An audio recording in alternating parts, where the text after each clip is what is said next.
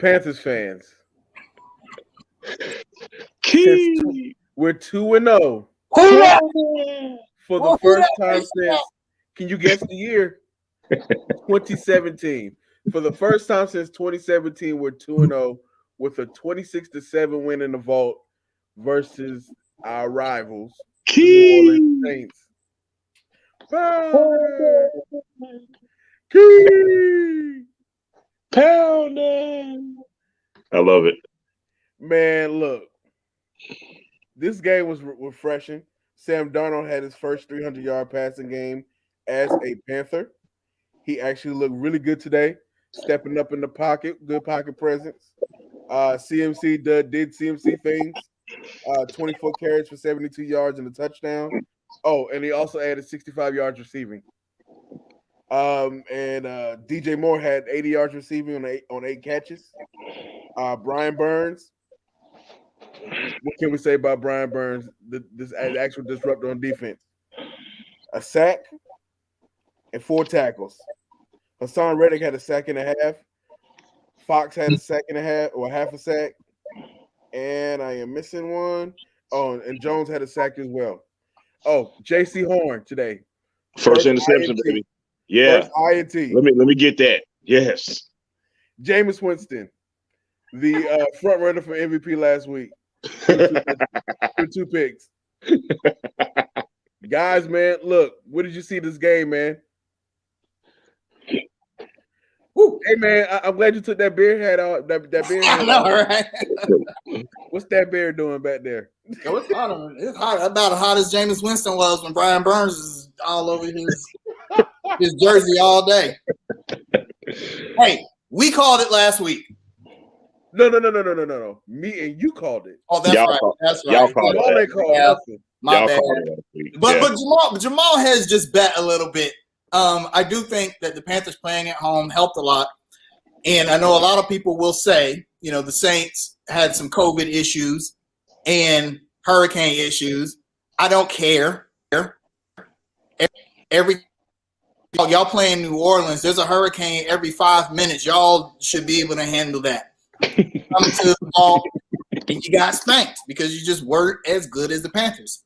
Nobody, even us, even though we said last season, we think the defense might be pretty good. I don't think anyone thought they would be this good this early. After the Jets game, a lot of Jets fans were saying, well, our O-line sucks, which is true. The Jets O-line was trash. So this week, the Saints, one of the best O-lines in football. If there's any consistency on that team, that's it. And they just look terrible today. So either the Saints O-line had a severe drop-off or the Carolina Panthers defense is real. And I think the defense is real. I'm going with the realness. It's real. Yeah. I mean, it was cats like Fox came in and was disrupting the quarterback. Who said, man, that guy, he's gonna be a real killer for the Panthers this season? Nobody. When you have guys like that coming in and making plays, that's something special. The lowest amount total in Saints history under Sean Payton. Wow. The lowest total yards, 120. Someone just said 128 yards, and Jameis 48 yards rushing the whole game. Yeah, I thought for sure. Remember when there was like this debate over whether Alvin Kamara was better than Christian McCaffrey? Y'all remember? I was thinking about that, but I didn't want to bring that up because I remember like 2 years ago it was like a heavy debate.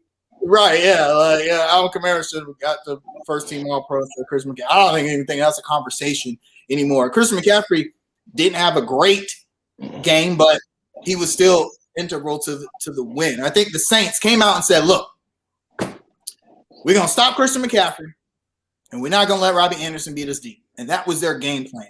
And for the most part, they accomplished that. But guys like Zylstra, where the hell he come from? 3 huge catches, a touchdown catch. You had everyone else. DJ Moore, great game, made some big catches, almost had another really clutch catch on a questionable Sam Darnold throw late in the game, but it popped out when he hit the ground. Offensively, I'm not sold on Joe Brady, but I feel like we'll talk about that. We'll talk about that. Yeah, but in the first half, obviously the Panthers' offense is clicking, and the second half was a mix of them taking their foot off the gas and some Saints adjustments. Hey, Kaz, I got a Joe Brady question for you. Do you think him and James Borrego have the same barber? Because that shape up was immaculate. That shape up was immaculate, dog. Hey man, look, that's somebody with the gift of God in his hands is shaping that dude up with a razor. I want to know who it is. Yeah, he needs to ask James Borrego how to properly. No, I'm not even going to go there. Don't go there. Don't go there. But yeah, I wasn't. There were some questionable offensive play calls in crucial moments. I don't like the goal line play calling. We don't have the personnel to do what he wants to do. I mean, after your right guard gets hurt, what do? You run twice to that side. Why would you do that? Especially at that point, Sam Darnold was in a rhythm. He is hot. He was dotting cats up. So so you run a play action. It doesn't work well. Arnold flushes out, has to throw out of bounds. And then you run it twice, and you don't get any yards, and now you got to kick the field goal early. And then when you switch it up a little bit and you pass the ball, you actually score a touchdown. Yeah, go for it. Funny how that works. Funny how that works. But overall, I mean, I'm ecstatic. We finally beat the Saints after 2 years. Like 2 years, 2-3 years. Yeah, I mean, with Drew Brees gone, it's not the same Saints team of old. That team was all Drew Brees. Even in the years where they had great defenses, that was Drew Brees, especially when it came to the Panthers. What about you, Kai? I mean, Jamal? First and foremost, I want to say, man, like I may actually throw another celebration that Drew Brees is no longer the quarterback of the Saints. It showed itself today, but what I am most impressed about is the way we bottled up Alvin Kamara. I mean, that was impressive. Right. Eight carries, 5 yards for Alvin Kamara today, man. That's something I just was not expecting. To Kaz's point, man, we made our observations during the preseason about this defense, but I didn't suspect that they'd be this good. We know it's still early as week 2, but they are looking very, very impressive, man. They were on Jameis's ass all day. I said last week that would be key as far as the pressure that we would get on Jameis Winston. The guys went out there and it showed itself today. I've witnessed Jameis and watched Jameis for a long time. And when he gets flustered and when you hit him a couple of times, man, he kind of gets out of the game a little bit. And that's kind of what you saw going into like the third and the fourth quarter. He was getting hit. And it's like, all right, I'm you could, his body language kind of told the story out there today, man. But another thing I was pretty impressed with, Sam Darnold, man, other than the really silly turnover, really silly interception, which I'm still scratching my head at that today. Guys, what do you call that? What kind of moment? Oh, that was a Teddy moment. Teddy Bridgewater moment. I'll give him like one game. He can have like one game. But outside of that, man, 26 for 38, 305, 2 touchdowns, man. 99 quarterback rating, dude. I mean, look, Kaza texted and said, man, I'm ordering my Sam Darnold jersey. I was there, but then I backspaced when he threw the interception. I was like, not yet. I'm going to wait till next week. You know what I'm saying? But other than that, man, the second half, there was a reason for some concern in that second half. And here's what I mean by that. I kind of feel like collectively, Panther Nation, we all were kind of holding our breath. Because at some point we were like, oh my God, we've seen this movie before. It was identical to last week up until the end of the third. Exactly, man. The Saints made some adjustments, man. Their D-line got a little more physical with our O-line, man. They were getting at Sam Darnold a little bit. They were in his face. They got a couple of sacks in the second half. We let our foot off the gas, and again, we were just saying, oh my God, we've seen this movie again.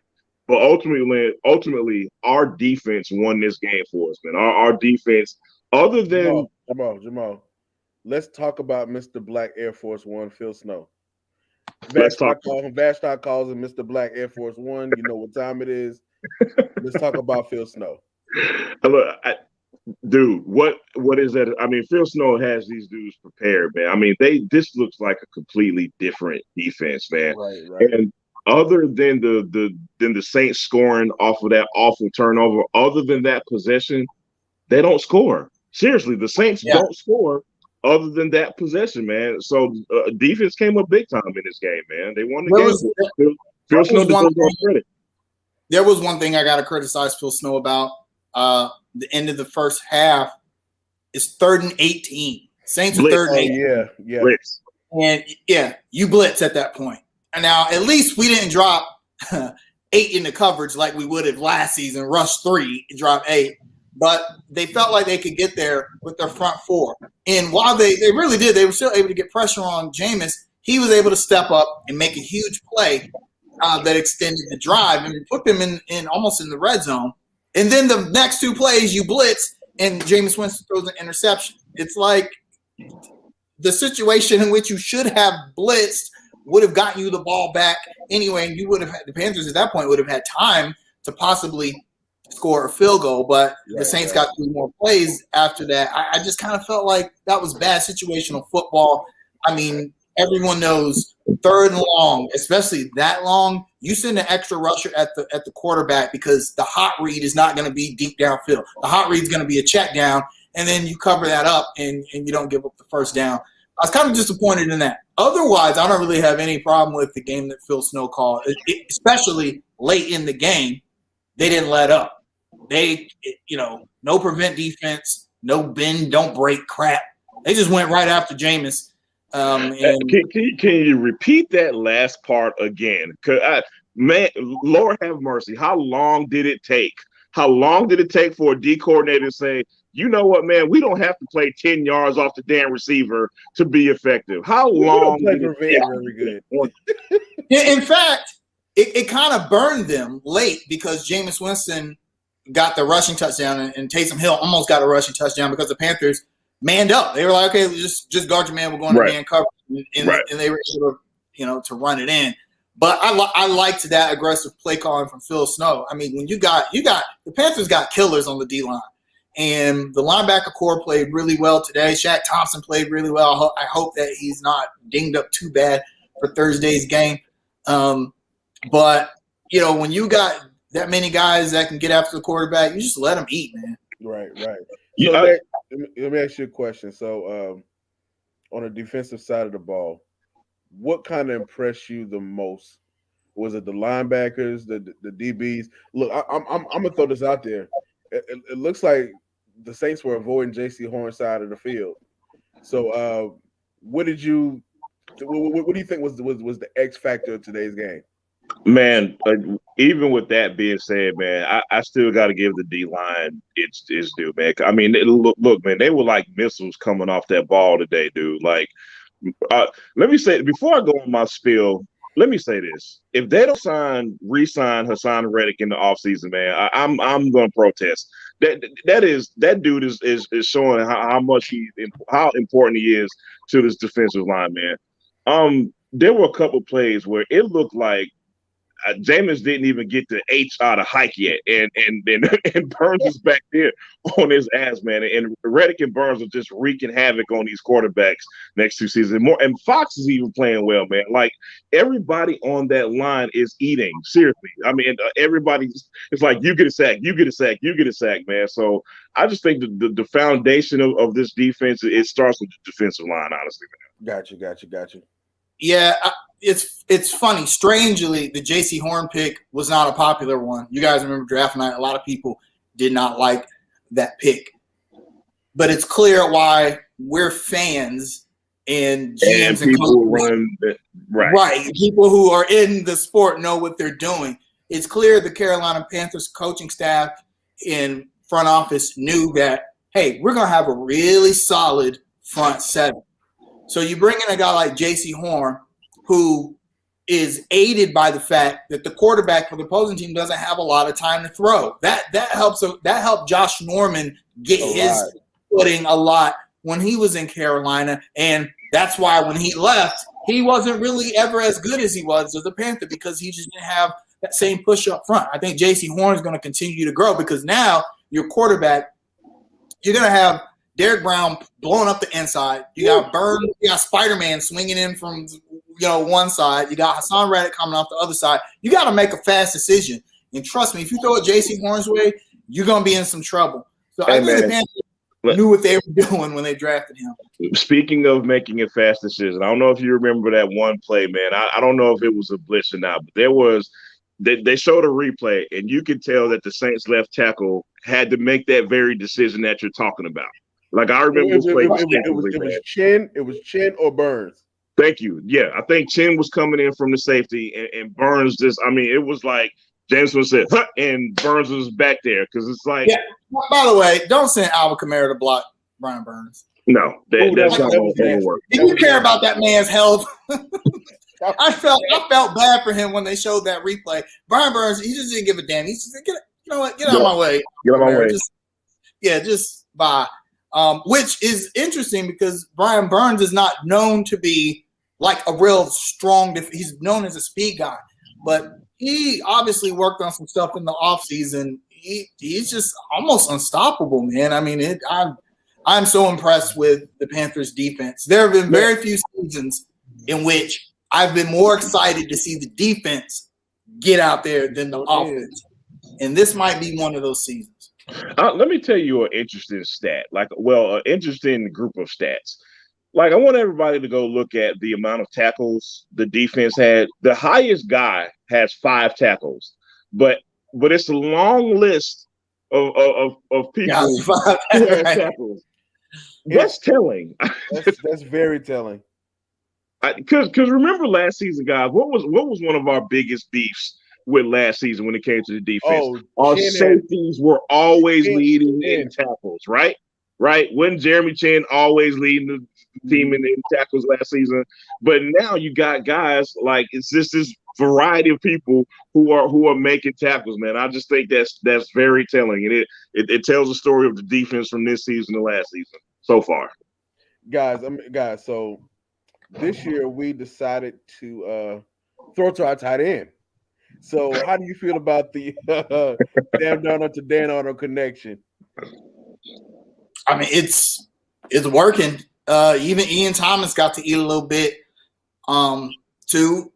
It just shows. I think the Panthers do want their offense to be more diverse.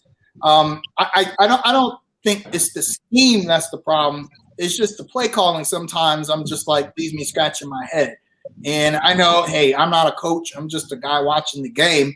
But like sometimes if I think if I can see something, I know the other team can see it too.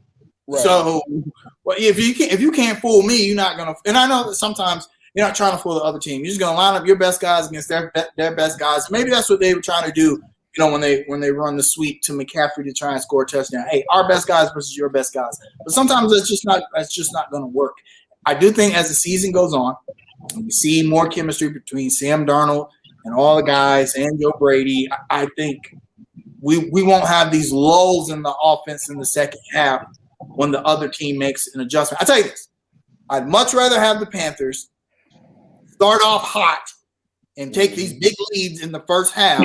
Yeah. To hold on to them as opposed to playing from behind like we've been so accustomed to in the past, where it's man, I really hope Cam Newton can score, 3 touchdowns. And he does. I mean, that's why we love Cam Newton when he was here because, I remember being down 17-0 to the Eagles and thinking, man, I hope Cam Newton. Beautiful game. Beautiful. Yeah, then we do. But it's shout out to exciting. Jay-Z. Right, as exciting as that was, I would much rather the Panthers come out of the gate, come out fast, build a lead, and then try and protect it.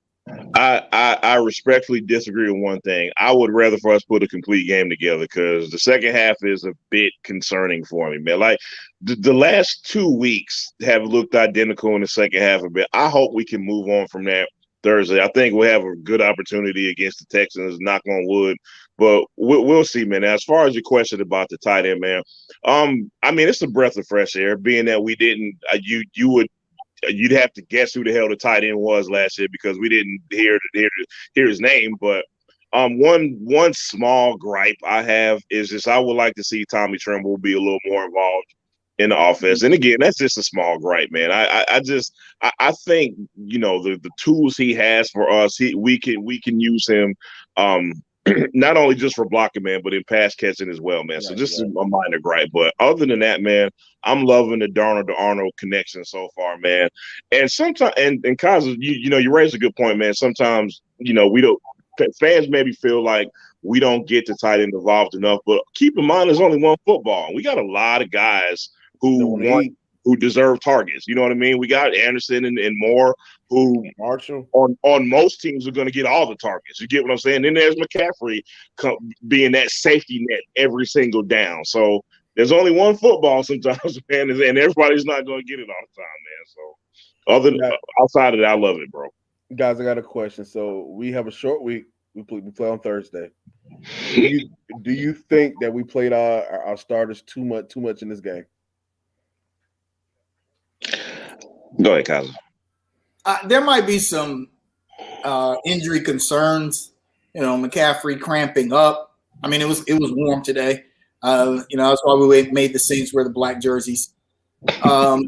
You worry about, but no, that's true because the Panthers historically have been known to do that at the beginning of the season when it's hot, make the opposing team wear the dark jerseys. But Shaq Thompson was a little banged up at the end. Our offensive linemen do not look healthy, so there are some concerns there. I feel like at the very end of the game, it wasn't necessary to run McCaffrey. The Saints knew we were just going to run the clock out, and so did we. So you might as well let Chuba get his touches at that point. Other than that, no, I don't think so. Other than the CMC thing, I think the Panthers, I mean, it's football. You can't bubble wrap all your guys. You got to let them play. And, I mean, also, it's the Texans. I don't really want to downplay. I mean, it's early in the season. Texans could win the Super Bowl for all we know. But let's be honest, they're not like Tampa Bay. Right. Or they're not right now. Right, yeah. They're not a team that you really feel like, man, we got to really, really prep for those guys. But here's my but to that. You know how we do on these Thursday night primetime games. Yeah. They have not been kind to us over the last few seasons. Yeah, in fact, I think Thursday's game is a toss-up. If the Panthers win, it'll be close. They're not going to dominate that game like they did New Orleans because, one, the Texans are going to be watching. They're going to be watching a lot of film. And, it's a Thursday night game on the road. And like I said, guys are kind of banged up. They're going to be tired. It's going to come down to a clutch. Someone's going to have to make a clutch play. That's my prediction for that game. Someone's going to have to make a huge play near the end to win. We'll talk more. Already. Yeah, we'll talk more about the game in a minute, man. But as far as the question is concerned, man, I think it's inconsequential, honestly, man, because the game wasn't out of reach until maybe around 4 minutes left in the fourth quarter, man. And we're talking about one run really with McCaffrey with the game out of reach, man. I don't think it's of any consequence at all. Other than that, man, just like Kaza said, these dudes get paid a lot of money to play football, man. You play your guys until you feel like the game is really over. You feel like you play your guys until the clock says 0-0-0 most of the time. So whatever was going to happen was going to happen anyway. You get what I'm saying? This is football.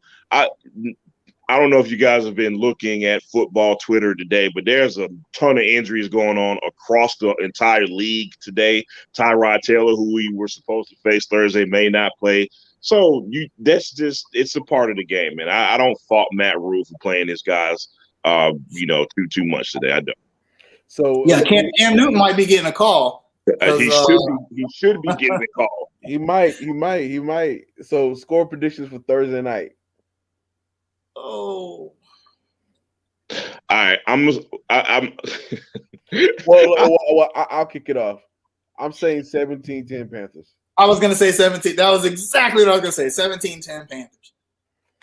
I'm gonna go 24-10 Panthers. I'm gonna be a bit more optimistic, man. I think especially if Tyrod Taylor doesn't play. I think it's a relatively easy win for us if that happens. Breaking news: Teddy Bridgewater is 2-0 as the Broncos quarterback. How do you feel about that, Kaza? I was watching the game today. I thought he threw a 55-yard pass today. This is something we actually don't talk about or haven't talked about. Teddy Bridgewater started last season really good. He put up very similar numbers to the numbers that Sam Darnold is putting up. The difference is that the Panthers lost those games, although we really should have beat the Raiders. That was a good close game. But the Panthers started off the season 0-2 last season, whereas Sam Darnold, with those numbers, has started 2-0. The difference being our defense. This Panthers defense was not like this last season. And if the defense had played this well at the beginning of the season, Teddy Bridgewater probably would have started last season 2-0. But here's the thing, and I'm kind of seeing this in Sam Darnold, okay? When you need to score, Bridgewater could not get us there. And I'm starting to see it with Sam Darnold. One thing I will say about Sam is that when it comes time, when the Panthers need yards, he'll try to get those yards. He'll find some way. A lot of clutch third downs today. And there was a play in which it was a third down, and the pocket collapsed. He stepped up. Christian McCaffrey was wide open in the middle of the field, short of the marker, and Robbie Anderson was in the second level. He had someone covering him, but he had inside position. Right. Sam Darnold threw it past McCaffrey to Robbie Anderson to get the first down. Last season, there's no way Teddy Bridgewater does not check that ball down to an open Christian McCaffrey. Now, Christian McCaffrey probably would have gotten that first down in that situation. He had an open field. But I like the fact that Sam Darnold said, well, he's already past the first down marker. He's Robbie Anderson. He's got single coverage. I'm going to throw it to him. Right. That's the difference in Teddy and in Sam. There's obvious arm talent difference as well. Exactly. I don't think Sam Darnold's got like a cannon arm or anything, but I think that he's a little better downfield than Teddy was, and that affects his decision making. He took some shots today. He never really connected on the long ball today because the Saints weren't just going to allow it. But he took some shots today that I don't think Teddy would take. I tell you what I'm interested in seeing from Sam Darnold going forward, man. At some point in the season, we're going to be behind. And I want to see how Sam Darnold handles that because we're looking at the first 2 weeks of the season. We haven't had that kind of test yet. That test is going to come at some point. So I want to see what kind of quarterback Sam Darnold is. When we're down 2 scores and it's in the middle of the third quarter, what kind of guts does he really have? You know what I mean? Because I don't want to say the knock on him, but the narrative on him when he played with the Jets was, if you put a little pressure on him, or he's easily rattled or whatever have you. Let's see if he passes that test with the Panthers. Obviously in a better situation, but let's see if he passes that test when it comes around. Gotcha. So guys, give me the offensive and defensive MVP for today. Go ahead, offense. I'll go. I'm going to go Sam Darnold for the offensive MVP. Defensive MVP, man, it's hard for me to not pick Brian Burns, man. I'm sorry. That dude is just something else, man. Those were the two I was thinking. Sam Darnold, it's just that interception late in the game just really, really bothers me. I didn't. First of all, the play call wasn't good. That was it was so bad. It was bad. Yeah, and I understand what he was trying to do. If he had pitched it in, because Chuba was right there, if he had caught it, he's got nothing but green in front of him. The problem is that that's such a split-second play. You got Saints players flying all over you. Right. Just take the sack, man, because – if you take the sack and we punt it, the Saints probably don't score, and we preserve a shutout. But because the kicker, who we'll talk about in a minute, the kicker ended up missing a kick on the next touchdown. It ends up being a 2-score game at that point because the Saints score. The kicker makes the kick, it's a 3-score game. But I didn't like that. So it's hard for me to give Sam Darnold the offensive MVP. Besides him, I'm going to surprise everyone and say Zylstra. He had some clutch catches, had a really good touchdown catch, came out of nowhere. I don't even know who that guy is. Hey, So, look, I'm gonna take it a step further. I'm gonna predict kind of that Zylstra is gonna actually be a red zone weapon going forward because he's the guy that nobody's paying. Nobody's paying. You know what I'm saying? So what better way to use him than in red zone situations where you're not paying attention to the guy? I'm going Darnold. Darnold, Dan Arnold as the red zone threat. I can see that, but I'm telling. Listen to me now, man. Brady's gonna start running these little 3 wide stack sets, and somebody like Zylstra is gonna be that third guy that nobody's paying attention to. Hey, I'm telling you, man, that what happened today is gonna happen more often. On a flood concept with McCaffrey, him and McCaffrey flooding the zone. Right. Defense, they got to make a decision. And their decision is going to be McCaffrey every time. Every time. You heard it here on the construction first. Joe Brady probably watching the show like, flood concept? Yeah. That's right. Yeah. Let me try that on Madden, like that coach from. I know y'all heard about that story. The fake absolutely. Yeah. The coach was running plays for Madden. I think that happens more. I think that happens more than people think. Honestly, dude. I think so too. But Kaz, who was your defensive MVP? I'll go Brian Burns. He set the tone on the defense. He might be the leader of the defense. I love how everyone did the Spider-Man thing. Yeah, that was pretty dope. That was dope. DJ Moore stole the Spider-Man celebration though. I don't know how I feel about that. So let me give you mine. I'm for offensive MVP, man. I'm going DJ Moore. Separation, clutch catches. Defense, Hassan Reddick. Good pick. He had a sack and a half today. He was not as important, but he was just as important as Brian Burns today. I'll give him that. So let me ask you a question. With the Panthers being 2-0, does it make it easier for Matt Rule to leave for USC? Oh man, what a question. I want first, number one, I want to remind everybody how much Matt Rule is getting paid by the Panthers. That's number one. Let's start there. Okay. All right. 7 years, $60 million. Thank you. No, number two.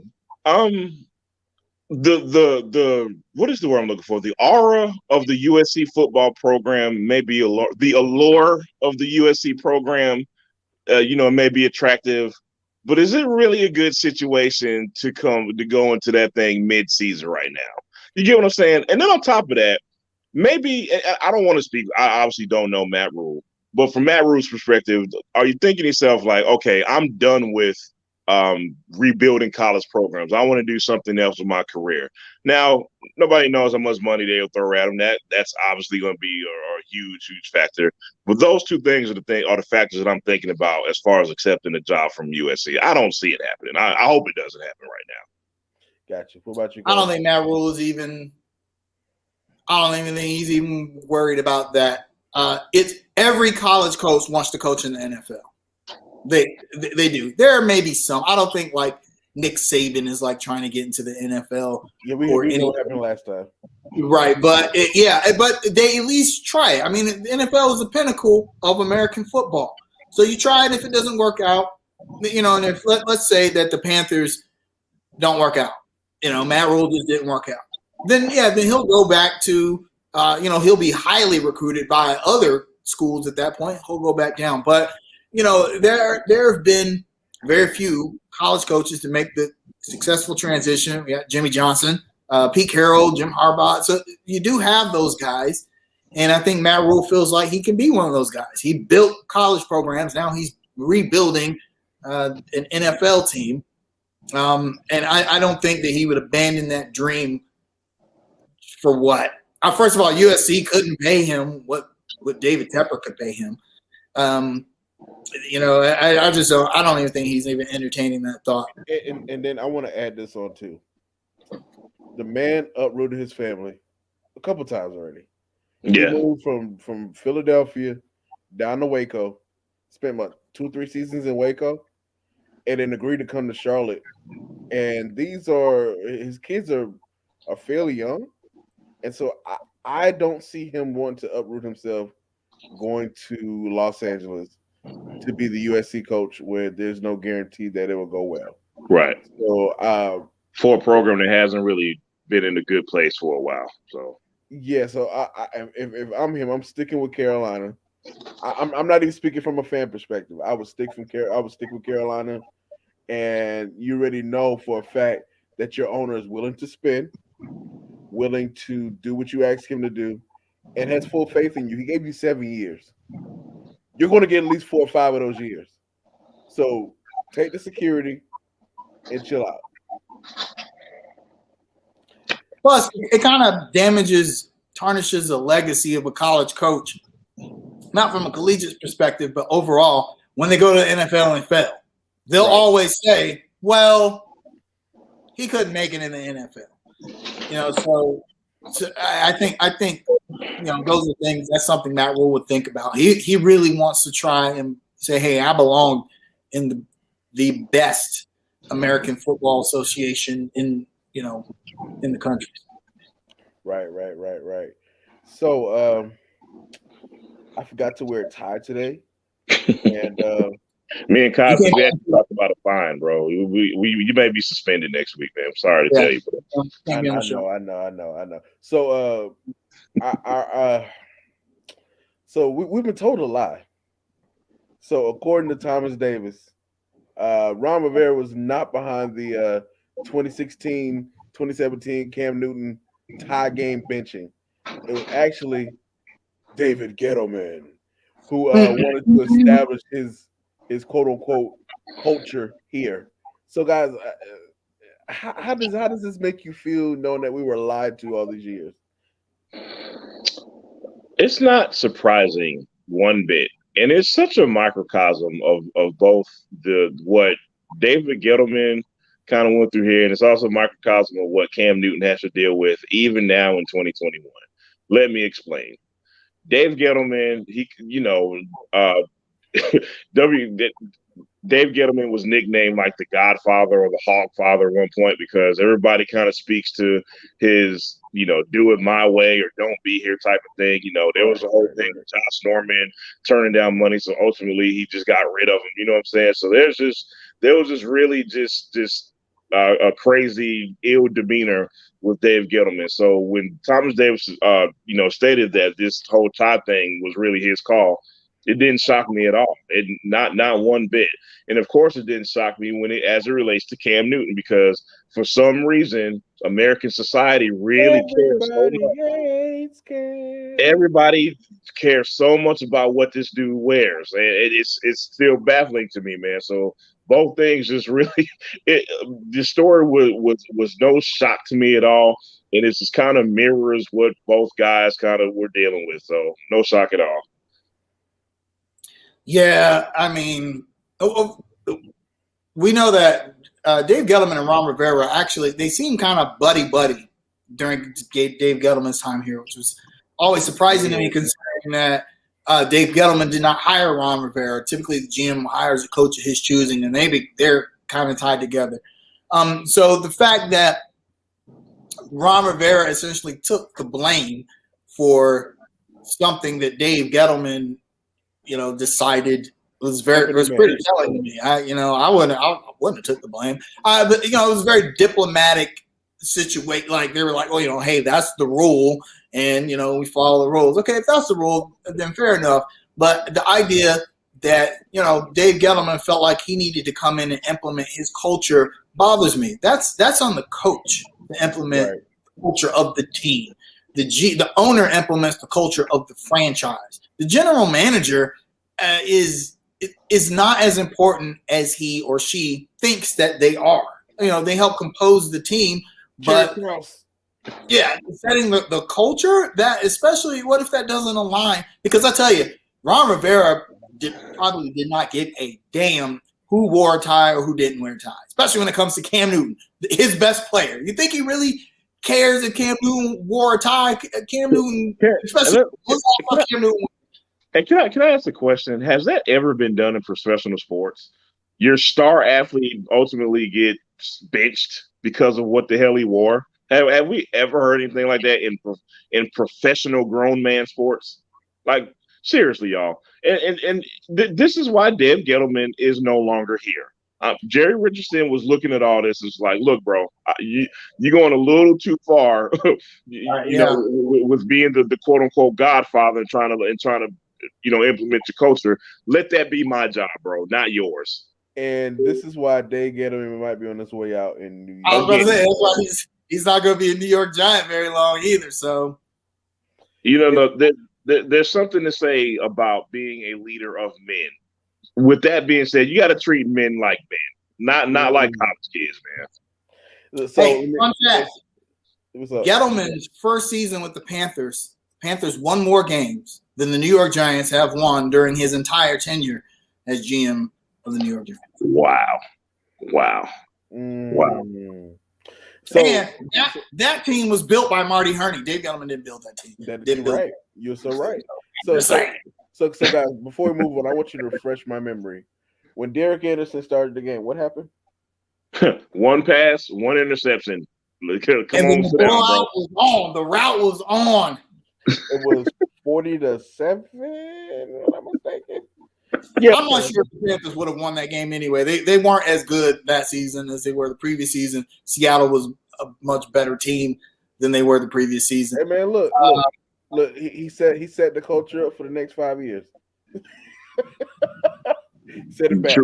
Truest statement has ever been made. Absolutely. All right, guys. Look, we're going to head into shout-outs. There's no Hornet stuff to talk about. They're still politicking in Miami. Hey, first preseason game October 4th, man. I can't wait, man. But anyway, that's literally like in 2 weeks. Yeah, dude. Yeah, that's weird. That is so weird. But also very welcomed as well. So yeah, it is welcome. It is welcome. Shout outs, man. Do I have any? I want to shout out my friend Trina, who's a Saints fan. I hope you had a really good time today. I thought about her when the Saints was getting their ass beat. I thought, like, man, I hope she say something. I hope she say something. Do a welfare check. No, we will. We're gonna see if she's okay. Trina, hope you had a great time being at the game and experiencing the joys of Panther football. Yeah, even better. I also want to shout out our one of our faithful viewers, Prolard Faulkner. Look, man, the Falcons suck, but you can come back, bro. Like you can come back and check us out, man. We're not gonna go in too hard, man. Just come back, check us out, man. I hadn't seen Prolard in the chat in a while, so just wanted to holler at him and check to see if he's okay, man. Last week, I think I remember him dropping in last week. He jumped in for a second. He jumped in for a second. I think the Falcons getting clapped right now. I want to check the score. 14-7. Tampa with the ball. Yeah. I want to give a special shout out to our brother Danny Thompson. So I made a post about Clemson, about our struggles on the offensive end, and he said, "Is it a preview for tomorrow?" And so my assumption was he was talking about the Falcons, and I assumed right. That's I got one more shout out. I want to shout out my North Carolina Tar Heels for beating Virginia. Shout out my Tar Heels. Let's go. I got a shout at and a shout out. We got a lot of welfare checks to do on some of our friends today, though. Why don't y'all just be Panthers fans and Hornets fans? This is a lot easier. First of all, I'm going to shout at EA Sports. Now, I have a lot of friends that work at EA Sports, and I have worked with EA Sports in the past on some of their boxing games. But I have not purchased an EA Sports game in almost 2 years. And the reason why is EA made the decision for the newest Madden to not have the next-gen version on PCs. Now, I am primarily a PC gamer. I do have consoles, right? I do have I haven't been able to find a PS5 or the Xbox Series X, and I really don't care because I'm mostly a PC gamer. But EA made the decision to nerf the PC version in order to force gamers to have to buy one of the next gen versions, which is just we can't really, buy really, one because it's not available. right. Really, really. Like, so if I want the next gen version, I am forced to buy it for a console that I can't even find. That I have to like pay 3 times its value on eBay to even play. Whereas I have a PC that's more powerful than those consoles, and you won't allow me to play it on there. Instead, you're going to give me what's essentially last year's version. And I get it. It actually costs EA a lot of money to have their games licensed to play on the next gen consoles, and this is how they make that money back. I get it, but at the same time, you just alienated someone who has bought Madden games for the past 20 years, and I'm done. Actually, I don't even miss Madden. I'm like, I don't even miss it at all. So sucks to be EA. But I want to give a shout out to our fans, and particularly the members of the Charlotte Hornets Facebook group. And I know a lot of you guys in the chat. What y'all smiling for, y'all? Because we're being positive. That's right. Yeah. I know a lot of people in the chat are members of the Charlotte Hornets Facebook group, and it is the group that we are most active in because we are administrators in that group. Y'all are. Well, Rodney is no longer an administrator in the group, so we'll be having auditions for a new administrator here very, very soon. But for those who don't know, it is the Hornets group. First of all, has blown up. Right. In the last season or so. They call it the LaMelo Ball effect or whatever, but we went from like 4,000 members to 10,000 members in a matter of months. It is very difficult to manage a Facebook group of that size. It was difficult to manage it when it was 4,000 users. And I feel like we're very fair when it comes to that group. And I think most of the people in that group realize that. They just want to have good conversation about the Hornets. And I know, hey, it's sports. We're going to debate. We're going to fight. That's cool. We understand. But at the same time, that doesn't mean that you cannot be respectful of both your fellow fans and the people that try and keep order. Because there are so many Facebook groups without order. There are so many sports groups I'm a member of that I don't even comment in because it's just crazy chaos. Yeah, chaos, utter chaos. I don't want the Hornets group to be like that, especially because I guarantee next season that group size is going to double. If the Hornets have a good season, like they're projected to, 20,000. Yeah, I project about 20,000 people, and I'm sure our buddy Kevin Stone can attest to. I remember when the Panthers group was like 5,000 people. Now it's like 75,000 now. 75,000 people. Yeah, I don't know how he does it. So. Just a shout out to our people in that group who help keep things civil. We love you guys, and we're just going to do our part to make the Hornets group a place where you guys want to come and post and talk about Hornets stuff. And not trade ideas every damn 3 minutes, but I'm sorry. Yeah. I mean, come on, y'all. Y'all know that, like, the Lakers ain't going to give us. Look. We need to trade for Ben Simmons and John James. While all keeping LaMelo Ball and Miles Bridges and Terry Rozier. I guess I don't know. Maybe they feel like Gordon Hayward. It's so funny because our fans devalue Gordon Hayward, but for some reason they think like teams are going to give us like Damian Lillard for Gordon Hayward straight up. Like it's an oxymoron thought. It's like this guy's trash, but give us your treasure for our trash. That doesn't make any sense. Yes. Yeah, it's like every trade someone comes up with is like Gordon Hayward, Terry Rozier, Miles Bridges, and PJ Washington for like Miles Turner. Yeah, exactly. It's like all our best players with this one guy for Miles Turner. What? That don't make us better, y'all. We'll have all season to talk about that, man. And so I just want to leave on this note. Let go of the unnecessary drama. Dropping that extra baggage is breathtaking. Our Zen moment from Rodney. Thank you, sir. It's Zen. It's very Zen. Very Zen-like today. Also, update.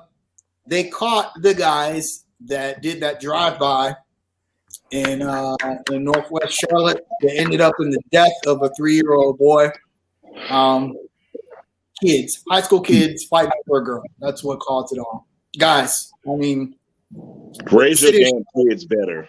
Yeah, gotta do better. Yeah, I gotta do better. It's just such a sad situation. So A sad. girl gonna be ugly in 10 years. Yeah, she ain't even thinking about y'all. She ain't even thinking about that, y'all. Man. Your son ain't gonna be thinking about She's it. gonna have like 10, 15 years. She's gonna have like 3 or 4 kids. Yeah. Hey, and them dudes going to grown up jail. They not Big going boy to jail. Big boy right. jail. Yeah, they're going to Where they belong. So yeah, I mean, this is something that's been happening in Charlotte as far as escalation of violence and crime over the last few years as the city gets bigger, and it's starting to like not be specific to any one area of Charlotte. That the neighborhood that happened in is a pretty nice neighborhood actually. So we got to do better, Charlotteans. We just gotta love each other. And, I mean that's what Saints fans are for, right? For us to berate. Shout out to our boy Chris Gregory Hines Galloway. Yeah. Chris, appreciate you coming through, man. All right, guys, man. There's nothing else to speak. Nothing. If you don't have anything else to say, speak now or forever hold your peace. No, I'm good for this week. We'll see y'all next Sunday, and I'm sure, hopefully, we won't have any gripes about Thursday. Yeah, I just got 2 more words, man. Keep pounding. So, real quick. Guess what? We get to talk trash to all the Carolina Cowboys fans in 2 weeks. Oh yes. Hey, one of the things I love to do after a win is go check out the opposing team's forum, normally on SB Nation, or if they have their own website. I don't comment. I just watch the emotional roller coaster that happens. And normally by the end, their fans are so defeated. I cannot wait. The first thing I'm going to do when I get out here is I'm going to the Saints forum, and I'm just going to watch how badly they trash Jameis Winston. And then I saw a Jets forum today. I showed this to Kaiser. They said, damn, we should have kept Sam Darnold. Oh, Zach Wilson stunk it up today. 4 interceptions today. Yep. You know, after the game last week, everyone was like, oh, hey, our offensive line sucks. Zach Wilson, he's going to be okay. We made the right choice moving on from Sam Darnold. And then they just changed their tune today. So, but yeah, we got Sam Darnold. You cannot have him back. Maybe Teddy will be open after this season. There's a dreadhead quarterback down in Atlanta. Falcons. No. Cam. They will lose their mind. Yeah. If he was First of all, I don't see that. They got to be all in on Zach Wilson. Yeah, they do. You can't. Yeah, you can't do that. But guys, y'all are trying to have a rational discussion about the Jets. Think about that. Y'all are really trying to talk about what makes sense with the New York. New York Jets haven't made sense in a decade. They haven't made a move that's made sense in a decade. So don't discount what they. Their best quarterback after Joe Namath, Chad Pennington. Yikes. With that said, good night, guys. Good night. Good night. All right. See y'all later. Peace.